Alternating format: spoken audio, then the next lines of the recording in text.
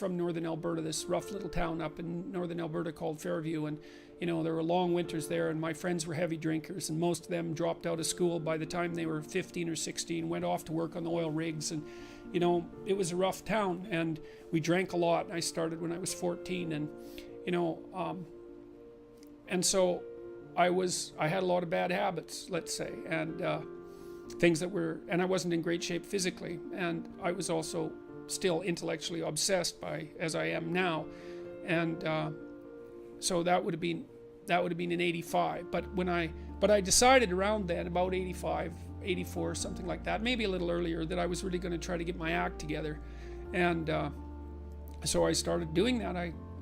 First of all, I quit smoking. Well, that took a long time because I eventually had to quit drinking too in order to quit smoking, and I started working out, started playing sports, which I'd never done. I was a small kid. I'd been skipped a grade, and I was a small for my age, so sports were never, especially team sports, were never really a domain of expertise for me.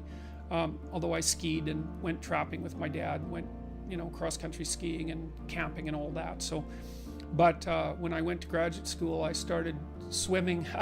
The first physical exercise routine I did, I enrolled in a swimsercise course, I think it was called. So it was me and this like really overweight kid, and like these 60-year-old women and men, they could out exercise me like mad. It was really embarrassing. Me and the overweight kid, you know, we'd be just panting ourselves 3/4 to death at the end of the bloody workout, and these 60-year-old women who weren't in great shape were like, you know, chatting away as if nothing was going on at all in the pool. So that was quite embarrassing, and as was going to the weight room, you know, because when I started I could barely bench press 75 pounds, and people used to keep coming over and helping me, which was the last thing I bloody well wanted, but certainly needed. And I got to the point where I could bench press 225 pounds. I think that was the best I did, and I gained about 30 pounds of muscle in a year and a half, so that was a good thing. So like I was kind of a wild man, and you know, I'm a little bit manic in my temperament, and so you know, I was kind of going every direction at the same time. So, and you know, I don't regret that. I had a fine time when I was a kid, but I needed really to get disciplined, and I had to do it because I was working on these hard problems that, you know, that I've been discussing with all of you, and I've been working on them really, you know, obsessively since I was probably about 18, maybe even earlier than that. Got to the point around 25 when I was in graduate school trying to get my PhD, doing all my research. Like I published 15 papers by the time I graduated with my PhD, which was I think by a fairly large measure the most papers that any graduate student at that time had ever published at McGill. I think that's right. Might have been twice as many, or maybe twice as many, maybe even 3 times as many. And at the same time I wrote Maps of Meaning, which was a terribly difficult thing to do, because I was writing about 3 hours a day doing that, and I couldn't do all that and continue with my misbehavior, you know, my sort of, what would you say, my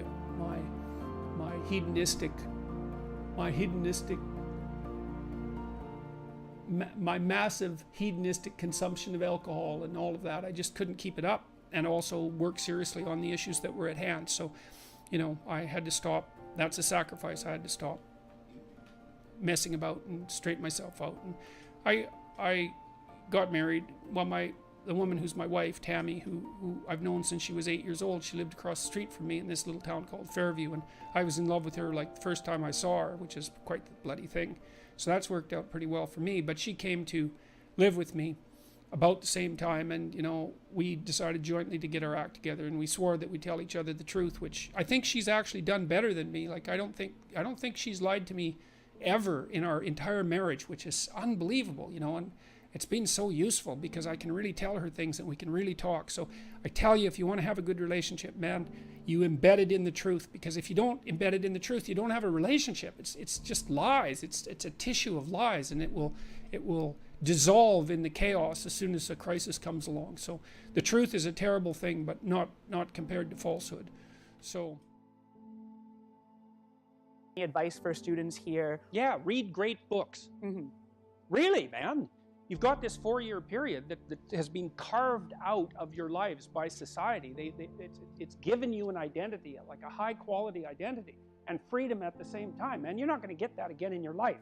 You've got a respectable identity, university student. and complete freedom associated with that, or as near as you're ever going to get. And you've got these unbelievable libraries that are full of the writings of people who are intelligent and articulate beyond comprehension. And you know, and you can go there and you can learn all this. And you might think, well, why should you learn it? Well, you learn it to get a job, or you learn it to get good grades, or you learn it to get a degree, and that's all nonsense. It's nonsense. The reason that you come to university to be educated is because there is nothing more powerful than someone who is articulate and who can think and speak. It's power, and I mean power of the best sort. It's authority and influence and respectability and competence. And so you come to university to craft your highest skill, and your highest skill is to be found in articulated speech. And if you're a master at formulating your arguments, you win everything. And better than that, when you win everything, everyone around you wins too. Because to transform yourself into, let's consider your transformation to something approximating the logos. It means you shine a light on the whole world. Well, there's nothing more exciting to do than that. There's nothing better you can possibly do. And to think that you're coming to university to be, you know, trained to have a job, it's like, great, that's a hell of a lot better than being unemployed and covered with Cheeto dust while you're snacking away in front of your video game in the basement. But it's not a, and I don't have anything against video games, by the way, but but it's hardly a triumphant call to being in the world, and that's what university. You know, I know what Harvard students are like. I taught here for 5 years. You people are spectacular. You're spectacular. You're all capable of being world beaters. You transform yourself into something that's articulated and sensible and grounded in history and knowledgeable and wise, man. You can do anything you want, and hopefully anything you want for good. Because if you have any sense, everything you want to do would be for the good, because there's nothing more compelling or meaningful or useful in combating the tragedy of life than to struggle with all your soul on behalf of the good. And the universities have forgotten that. It's why everyone's bailing out of the humanities, and they should. The humanities are corrupt. And they're corrupt because they're not telling students this. It's so bloody obvious. It's like, learn to think, learn to speak, learn to read. It makes you a superpower, an individual superpower. You have and I don't understand why that isn't just told to students. It's not that hard to understand, and everyone wants to hear it. It's like, really? I could do that? I could do that? It's like, yeah, really, you could do that. And the whole society around you has labored for really thousands of years to provide every single one of you with this spectacular opportunity that you have while you're undergraduates and graduate students here, man. Everyone's just praying that you would come here and manifest everything that you could manifest. And that's what you should be doing, instead of waving placards and complaining about how you're oppressed, for God's sake. You see these Yale students complaining about their oppression. It just leaves me aghast. It's like, well, we're against the ruling class. It's like, no, you're baby ruling class members. You're young.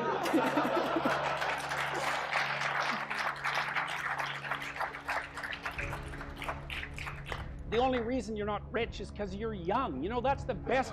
Really, if you look at the 1% even, the dreaded 1%, you know, most of those people are old. Why? Well, when you progress through life, if you're reasonably successful, you trade in your promising youth for your wealthy old age, but you're still bloody old. Would you trade it? Would you trade your youth for that? Like, if you factor age out of the economic equation, things look a lot different. Well, of course older people have more money. If they have any sense, they've been collecting it for their whole life. Is that somehow unfair? It's not unfair unless you want to be poverty-stricken when you're 70, and you don't want to be poverty-stricken when you're 70. So I just don't understand what's happened to the universities. I can't believe that you're not told when you come the first day, look, man, you're here on a heroic mission. You're going to take your capacity to articulate yourself to levels that are undreamed of. You're going to come out of here unstoppable. You're going to be able to do anything you want. It's like, that's what you're here for. Instead, you're taught that, well, you know, the world's a pretty oppressive place, and you're probably the bottom of the victim pile, and there's virtually nothing you can do about it except, you know, deconstruct the patriarchy. And it's so weak-kneed and so pathetic that universities should be embarrassed that that's what they're peddling to students. I'm embarrassed by it. You know, I've gone on public record telling parents, bloody well send your boys to trade school because at least they'll learn something useful. And that's a terrible thing for someone like me to say, because I do believe that that being articulated and educated in the highest possible manner there's nothing that's better for you and for society. And why have the universities forgotten this?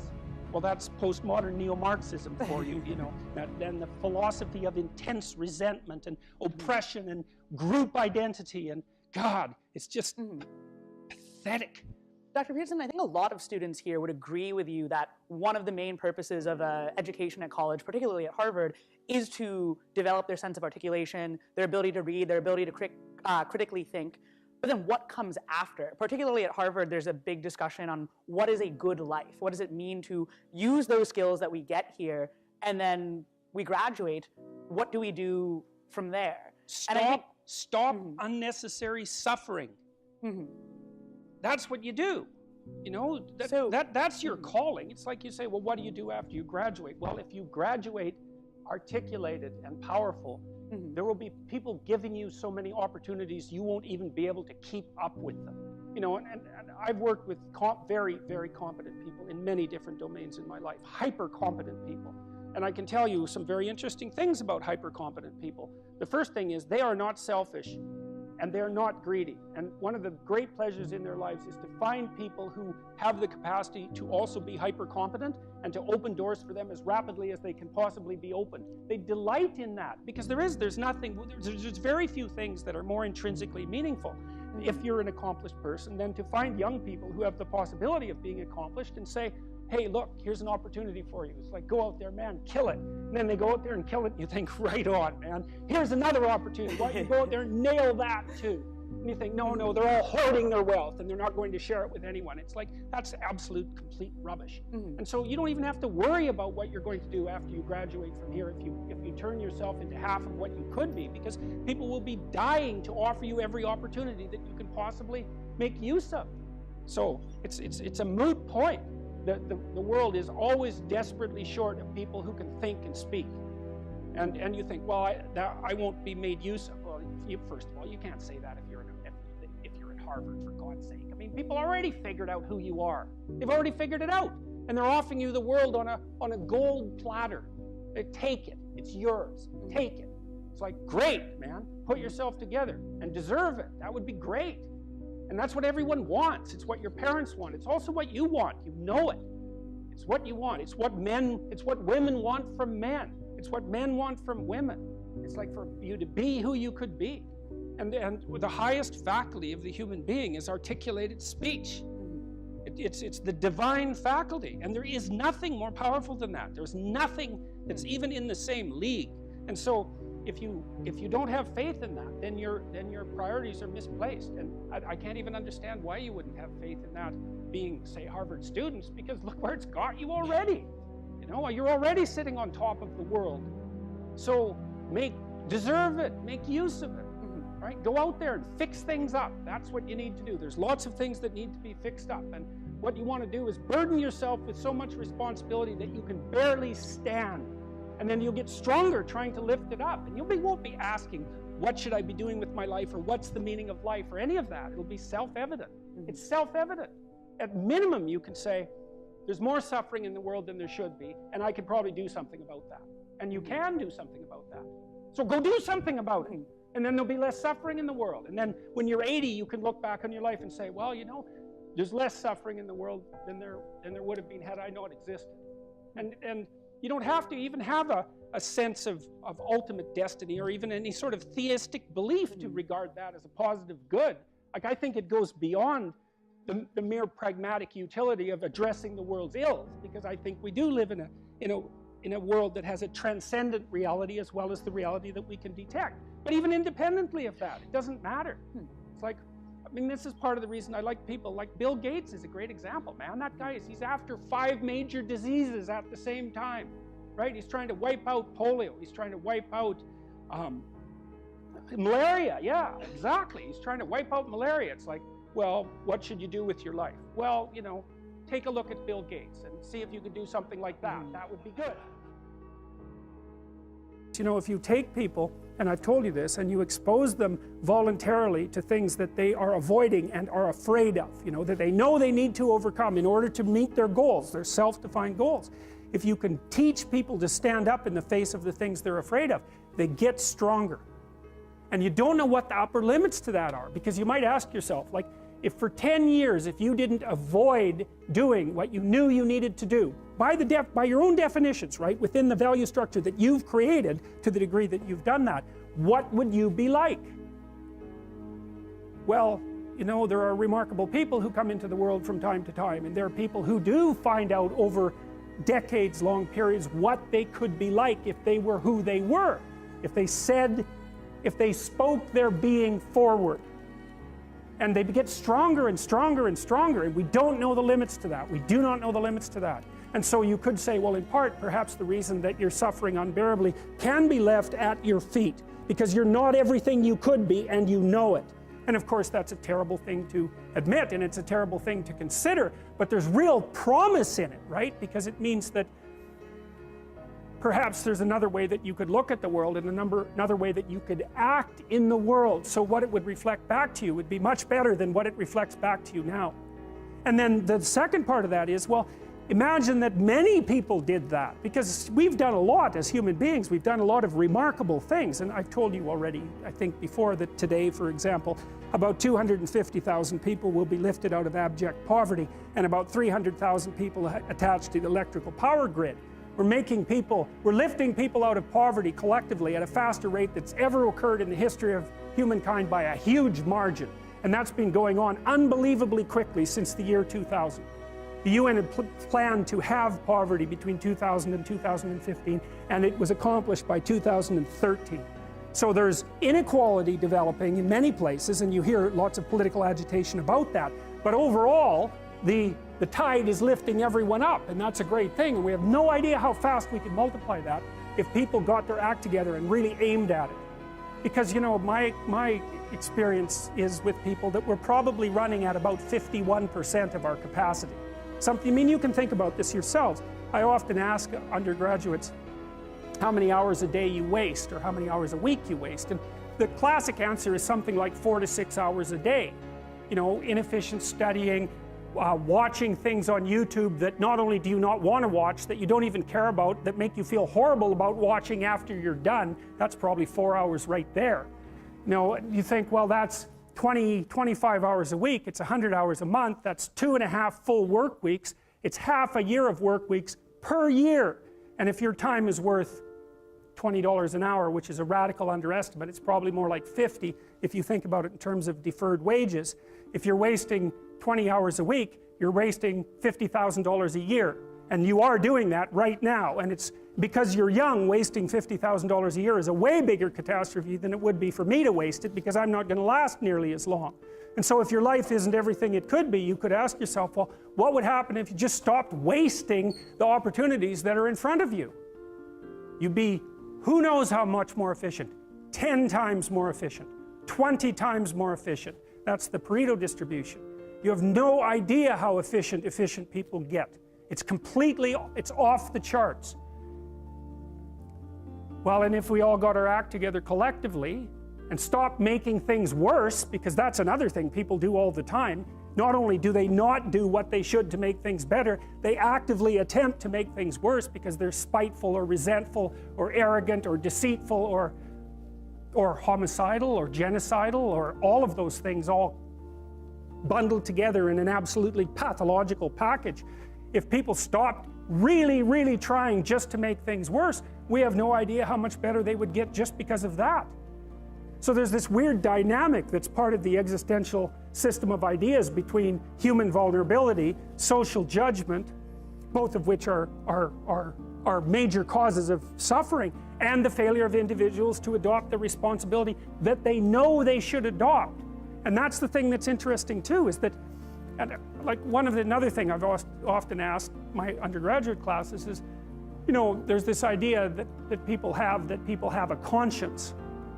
And you know what the conscience is. It's this feeling or voice you have in your head just before you do something that you know is stupid, telling you that probably you shouldn't do that stupid thing. You don't have to listen to it, strangely enough. But you go ahead and do it anyways, and then, of course, exactly what the conscience told you was going to happen inevitably happens, so that you feel even stupider about it than you would if it happened by accident. Because you know, I knew this was going to happen, I got a warning it was going to happen, and I went and did it anyways. And the funny thing too is that that conscience operates within people, and we really don't understand what the hell that is. So you might say, well, what would happen if you abided by your conscience for 5 years or for 10 years? What sort of position might you be in? What sort of family might you have? What sort of relationship might you be able to forge?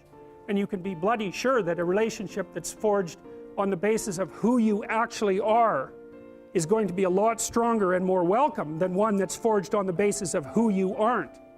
Now, of course, that means that the person you're with has to deal with the full force of you in all your ability and your catastrophe, and that's a very, very difficult thing to negotiate. But if you do negotiate it, well, at least you have something, you have somewhere solid to stand, and you have somewhere to live. You have a real life, and it's a great basis upon which to bring children into the world, for example, because you can have an actual relationship with them instead of torturing them half to death, which is what happens in a tremendously large minority of cases. Well, it's more than that too, because, and this is what I'll close with, and this is why I wanted to introduce Solzhenitsyn's writings to you. You see, because it isn't merely that your fate depends on whether or not you get your act together and to what degree you decide that you're going to live out your own genuine being. It isn't only your fate, it's the fate of everyone that you're networked with. And so, you know, you think, well, there's 9 billion, 7 billion people in the world. We're going to peak at about 9 billion, by the way, and then it'll decline rapidly. But 7 billion people in the world, and who are you? You're just one little dust mote among that 7 billion. And so it really doesn't matter what you do or don't do, but that's simply not the case. It's the wrong model, because you're at the center of a network. You're a node in a network. Of course, that's even more true now that we have social media. You'll know 1,000 people, at least, over the course of your life.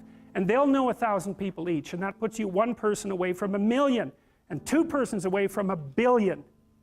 And so that's how you're connected. And the things you do, they're like dropping a stone in a pond. The ripples move outward, and they affect things in ways that you can't fully comprehend. And it means that the things that you do and that you don't do are far more important than you think. And so if you act that way, of course, the terror of realizing that is that it actually starts to matter what you do. And you might say, well, that's better than living a meaningless existence. It's better for it to matter. But I mean, if you really asked yourself, would you be so sure if you had the choice? I can live with no responsibility whatsoever. The price I pay is that nothing matters. Or I can reverse it and everything matters. But I have to take the responsibility that's associated with that. It's not so obvious to me that people would take the meaningful path. You know, when you say, well, nihilists suffer dreadfully because there's no meaning in their life, and they still suffer. Yeah, but the advantage is they have no responsibility. So that's the payoff, and I actually think that's the motivation. Say, well, I can't help being nihilistic. All my belief systems have collapsed. It's like, yeah, maybe. Maybe you've just allowed them to collapse because it's a hell of a lot easier than acting them out. And the price you pay is some meaningless suffering, but you can always whine about that and people will feel sorry for you, and you have the option of taking the pathway of the martyr, so that's a pretty good deal, all things considered, especially when the alternative is to bear your burden properly and to live forthrightly in the world. Well, what Solzhenitsyn figured out, and so many people in the 20th century, it's not just him, even though he's the best example, is that if you live a pathological life, you pathologize your society. And if enough people do that, then it's hell. Really, really. And you can read the Gulag Archipelago if you have the fortitude to do that, and you'll see exactly what hell is like. And then you can decide if that's a place you'd like to visit, or even more importantly, if it's a place you'd like to visit and take all your family and friends, because that's what happened in the 20th century.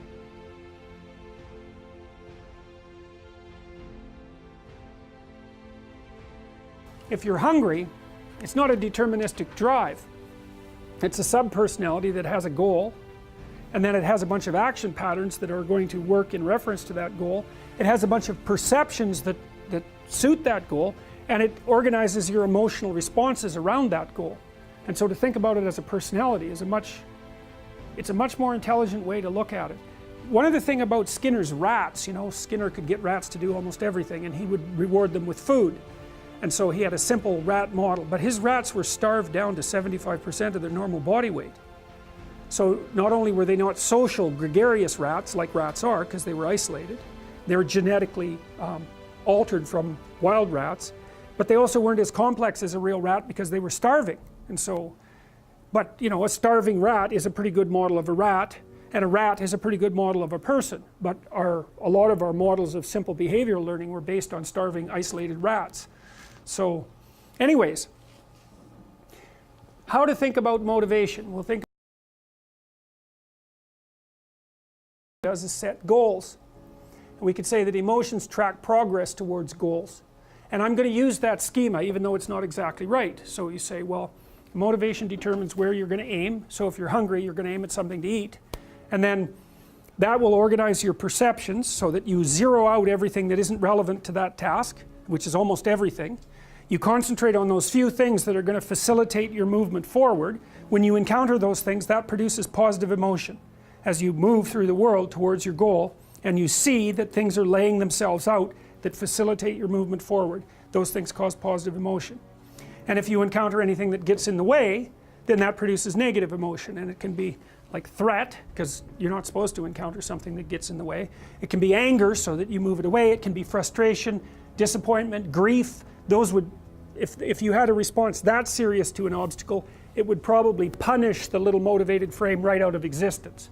You know, so you walk downstairs and, I don't know, the contracting company has set a wrecking ball through your kitchen. It's like, that's going to be disappointing. You're not going to keep eating the peanut butter sandwich in the rubble. That little frame is going to get punished out of existence, and some new goal is going to pop up in its stead. And you know, one of the things we're going to try to sort out is how do you decide when you've encountered an obstacle that's so big that you should just quit and go do something else, because that's not obvious, you know. And you can get into counterproductive persistence pretty easily. So we don't know how people solve that problem. It's a really complicated one. So anyways, we're going to work on that scenario. Your hypothalamus pops up micro goals that are directly relevant to biological survival. That produces a frame of reference. So it's not a goal, it's not a drive, and it's not a collection of behaviors. It's a little personality. And the personality has a viewpoint, it has thoughts that go along with it. It has perceptions, it has action tendencies, all of that. You can see this in addiction, most particularly. So one of the things that you find often with people who are alcoholic is they lie all the time. And that's because when they've built a little alcohol-dependent personality inside of themselves, or a big one, maybe it's 90% of their personality, and one of the things that consists of is all the rationalizations that they've used over the years to justify their addiction to themselves and to other people. And so the addiction has a personality, you know. And so when the person is off, or maybe they're addicted to meth or something like that, where, you know, the addiction is more, it's more short-term powerful, than I would say, than an alcohol addiction. They'll say anything, and the words are just tools used to get towards the goal. And if they happen to be deceptive, whatever, it doesn't matter. They're just practical tools to get towards the goal. And then when you get towards the goal and you take a nice shot of meth or something like that, you reinforce all those rationales that you used to get the drug, and then the next time you're even a better deceiver and liar. So okay, so we're going to say motivations, one way of thinking about it is they set goals, but it's not the right way of thinking about it. They produce a whole framework of interpretation. And so we're going to think about that framework of interpretation. And then emotions emerge inside of that. So that's it. So the world is framed, motivation set goals. You could say the world has to be framed. So motivation sets that frame. Goals, emotions, perceptions, and actions. And then actions track progress. So positive emotion says you're moving forward properly towards your goal. And if you encounter something you don't expect, you stop. That's anxiety. It's like, oh, we're not where we thought we were. And so we don't know what to do, so we should stop because we don't know where we are or what we're doing. Stop, frozen. And then the more powerful negative emotions like pain, they might make you get out of there. So emotions, forward, stop, reverse. That's your emotions within that motivated frame. So, and that's another example of how your mind is embedded in your body. Your emotions are like They're offshoots of action tendencies. That's the right way to think about it, because action is everything fundamentally. So what are some basic motivations? Most of these are regulated by the hypothalamus, by the way, and that tells you just how important a control system it is. The other thing that's useful to know about the hypothalamus is that it has projections going up from it that are like tree trunks, and inhibitory projections coming down that are like grapevines. So you can kind of control your hypothalamus as long as it's not on too much, but if it's on in any serious way, it's like it wins. So partly what you do to stop yourself from falling under the dominion of your hypothalamus is to never ever be anywhere where its action is necessary, right? You don't want to go into a biker bar because you might find yourself in a situation where panicked defensive aggression is immediately necessary. You probably don't want that. You don't want the panic, you don't want the terror, you don't want the frenzied fight, you don't want any of that. You don't want to have to run away in absolute panic. So you just don't go there. And a huge part of how we regulate our emotions is just by never going anywhere where we have to experience them. And so that has very little to do with internal inhibitory control and everything to do with staying where you belong. So, okay. So, basic motivations. Hunger, thirst, pain. Pain is not regulated by the hypothalamus. That's a different circuit. Anger / aggression. Thermoregulation. Panic and escape. Affiliation and care. Sexual desire. Exploration. Play. And you can kind of break those in. You can kind of break those into the classic Darwinian categories too, and say, well, there's a set of motivations that go along with self-maintenance. That'd be your survival. Ingestive and defensive. See, I've sort of coded them there. So the self-maintenance, there's an ingestive set of basic motivations that go with self-maintenance. You say that's hunger, thirst. There's a set of defensive motivations, pain, anger, thermoregulation, panic and escape. And then there's motivations that are associated with reproduction, affiliation, care, and sexual desire. And then I put exploration and play sort of outside of that. I would say because those two things serve both of these approximately equally.